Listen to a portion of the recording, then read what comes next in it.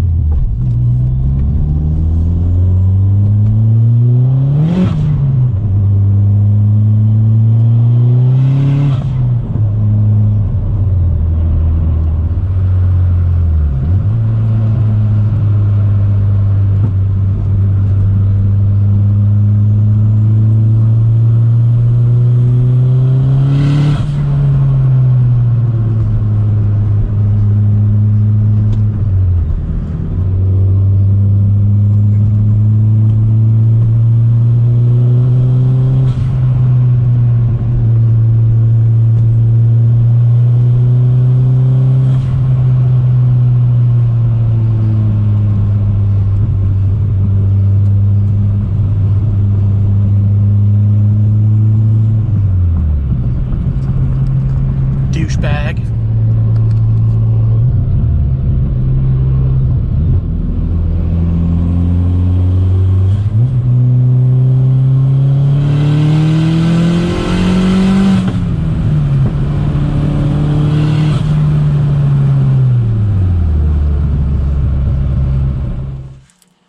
So just got back to the shop, made some changes to the tune, and just flashed it. It's actually one of the cool things about the COP software is we can actually flash right through the software versus having to load it onto an access port and then, you know, uploading from the access port to the car. So as you can see in the previous clips, I mean, this thing drives excellent. It's got good amount of power, spools up quick. That pull that we did in the previous clip was actually only 18 psi, and it's still only on 93 octane. So I just made some changes to the fueling tables, made some changes to cam timing, and some timing changes as well overall. This is the log that I recorded of just driving around. I recorded a separate log of the actual pull that you saw in the previous clip. So this is all the fuel trim. So RPM goes down, boost goes across the bottom, and basically what we do is we just record as much driving as possible. You know, I did slow accelerations, a little bit harder acceleration. At one point I got up to about 18 pounds of boost on just a driving log. So we want to try to capture as many scenarios as possible, as much RPM coverage as you would see in a normal you know, trip in the car to the grocery store, you know, to pick up food or whatever for the family. So we want to record as much of that as possible and get as much data to average out per cell for the fuel table. So you can see, you know, where it's darker, that means it hit the spot, that cell a lot more. You know, this one got hit 1,072 times. This one only got hit 146 times. 1927. So you can see this is 2,000 RPM and pretty much in vacuum. So this is going to be more cruising around this area right here. So that's why it's a lot darker than the rest. So we spend a lot of time here just driving around. So we want to dial this area in as much as possible because that's where you're going to spend most of your time driving. So obviously this doesn't make much sense to a lot of people, but for tuners it will. You know, this is all the fuel trimming. You can see pretty much they're all negatives. That's because I overfuel the car before we start. It's better to have more fuel than not enough fuel. So it's really not that bad because I've already done this once. So we have very minor changes. We're only talking about 5%, 1% here, 2.9%. So we're pretty well dialed in already. So I just use this data just to get it, you know, fine tune it just a little bit more, because we want this thing to drive like stock. So this data here gets translated over into a spreadsheet that I've made that will rebuild our fuel tables for us. There are a lot of tables associated with fueling on this car. So this is going to pretty much do it for the street tuning aspect of it. We're going to hit the dyno on Friday. So we'll pick back up then on Friday. So for now, we're going to go see what Cody's doing. You can't, I don't know where the hell he's at. Oh, there he is. Looks like he's putting the subframe in an RS we are building. So let's go check it out. What the fuck? Cody, tell me how you feel about that CPE stage 2 mount. Stupid. Yeah? It's really fucking stupid.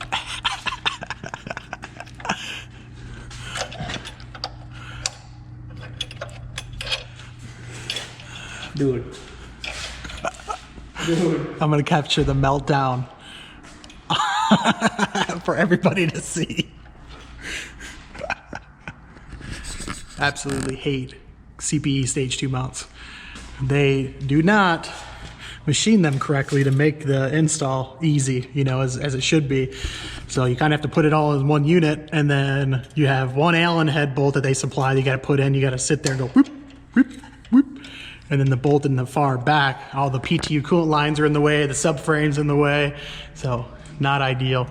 So we usually just run a CPE stage 1 mount, and then we swap out the factory bushings on the small mount that it connects to with PowerFlex bushings, and that is more than enough. So, but I'm pretty sure I'm gonna see Cody throw a wrench, so I'm gonna stay over here and try to block them so they don't hit any cars. Check those out. Oh, too bad you can't see them. Cars from the south.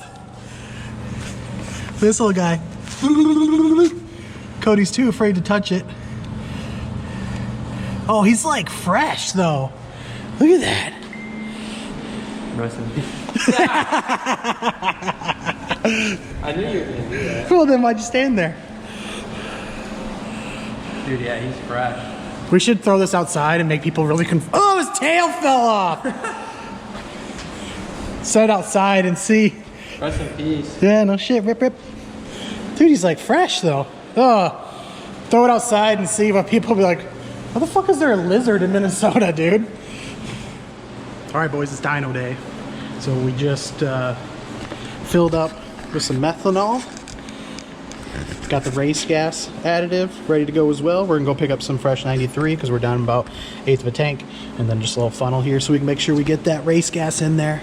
Actually, looks like the customer already had one in there. Oh well, we bring our O's, it's modified anyways.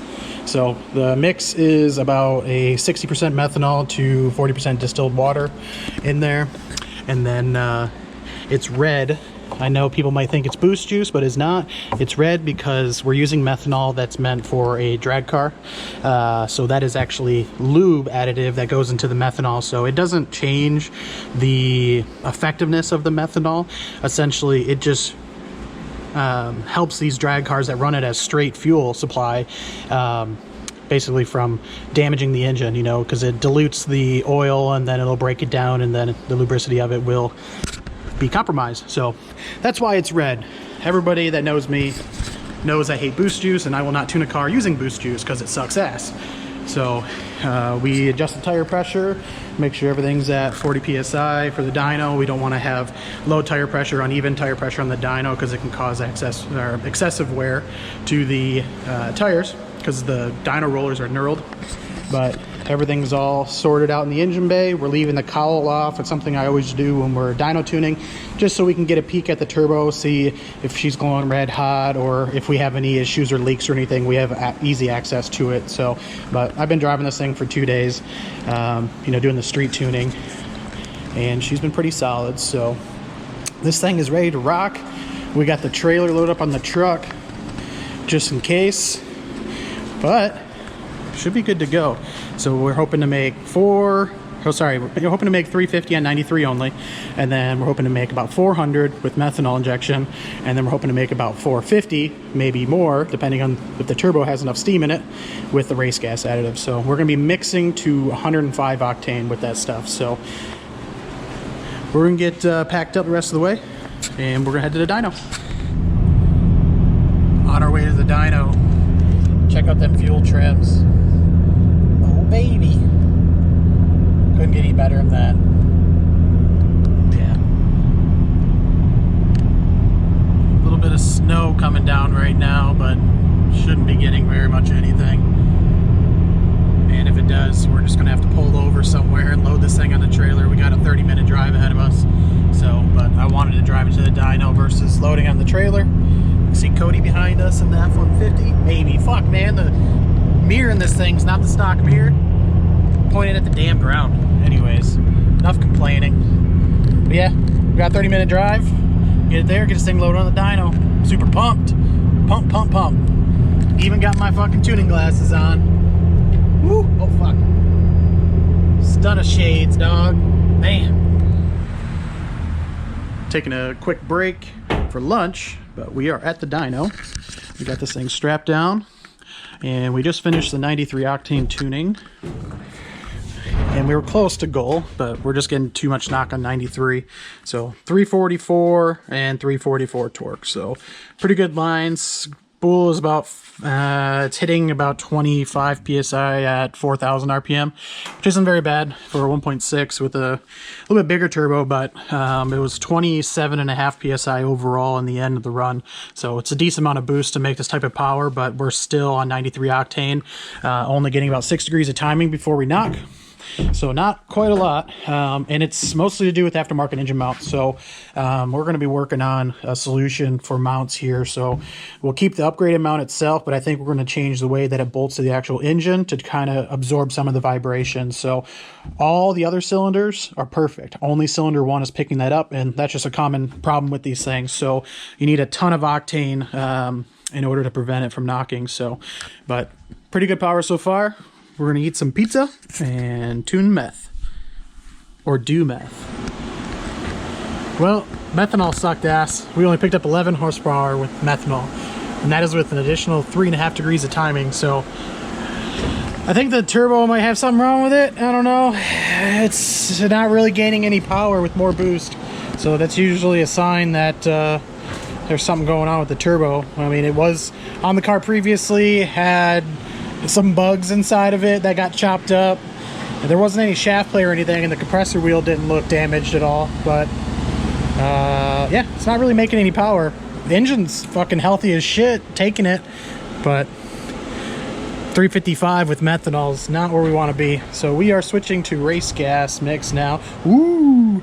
Go ahead, just dump it in there. Smells like shit. Smells like beef. You know that video?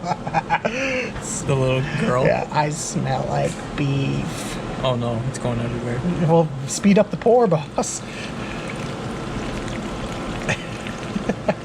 So 1 can of this is going to bring us up, because we have 7.6 gallons of fuel in the tank right now. It's going to bring us up to like 103, I believe it said. So we're going to add a little bit more. We're going to go up. It says 6 ounces per gallon of fuel for 105. So we have 7.6 gallons in the tank, so we need 7.6 times 6. Here you go.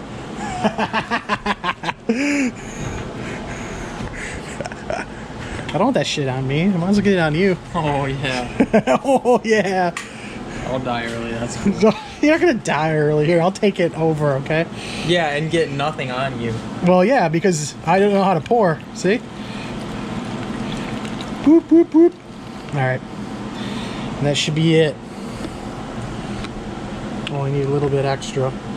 Oh, God. Yeah. Damn, that shit stinks. I don't think it smells that bad. I mean, it doesn't smell that bad when you're fucking far away from it. But when you're up close and personal, it just smells like whap. Dog water. Dog water. Smells like dog water.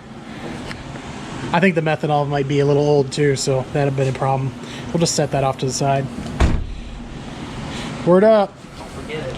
Well, we're gonna have to drive this thing to get that fuel to mix, and we'll see where we end up. We might be swapping a turbo on this thing. Well, with the methanol off and back on race gas, we're picking up some power now. So we're at 417 wheel horsepower and 354 torque. And this is uncorrected. So we're not running a SAE or STD, just uncorrected.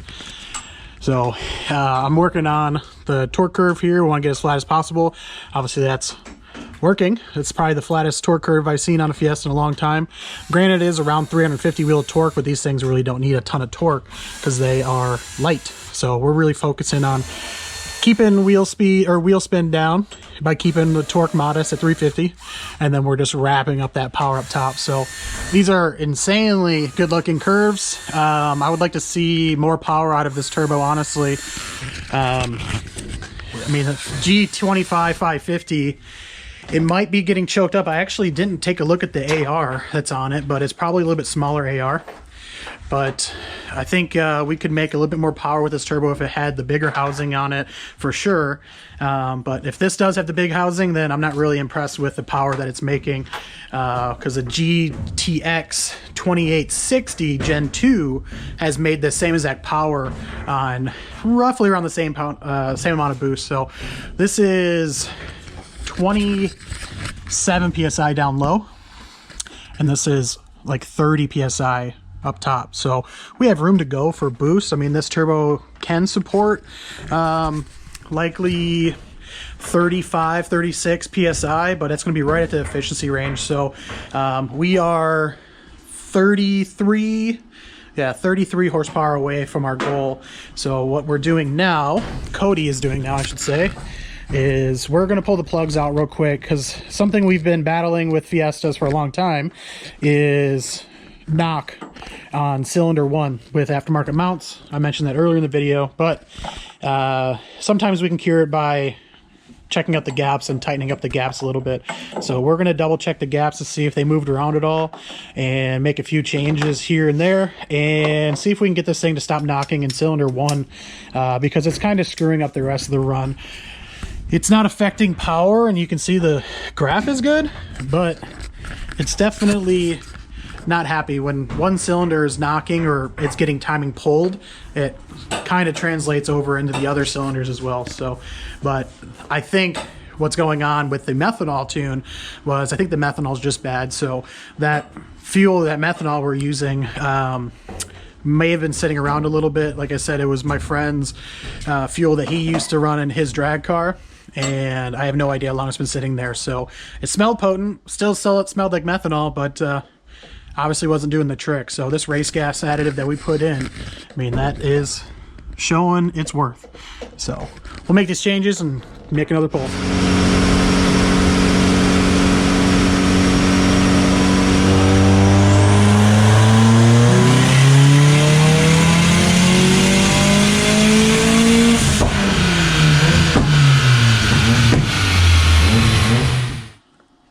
Well, we're done. We ran out of fuel pump in the tank, so it's still on a stock fuel pump in the gas tank itself. So we're dropping down to like 45 PSI up top when we should be seeing 80 PSI. So car's leaning out and still battling false knock from the mount. So I'm going to address that next. But we have 346 on 93 octane, 355 on methanol with 93 octane, which that number is not realistic. I'm pretty sure the methanol that we use isn't that good. And then 422 on race gas additive. So this is at, it made the same power at 30 PSI as it did 33 PSI up top. So I think the turbine housing on this thing might be pretty small because it spools pretty damn quick. So we're only, within 1,000 RPM, we're hitting 27 PSI down low. This actually is a little bit closer to 28, 29 on the big power pull, but Yep, we're gonna put a fuel pump in it and try to fix some of these false knock issues and then come back at it.